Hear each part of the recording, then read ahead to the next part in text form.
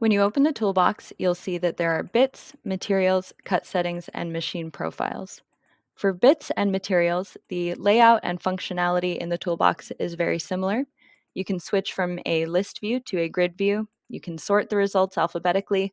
And when in the list view, you can also sort by selecting from the options at the top.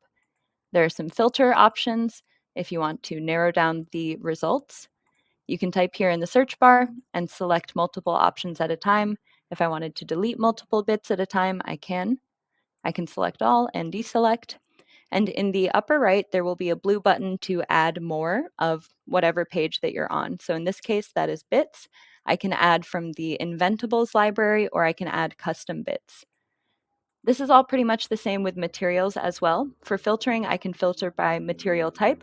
That would be wood, plastic, or metal. For cut settings, you can see I've got a number of cut settings here.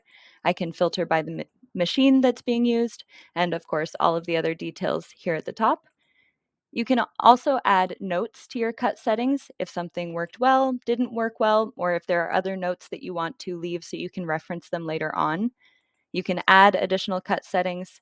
And we've also linked this support article that gives you tips on calculating the ideal cut settings for your bit and material combination.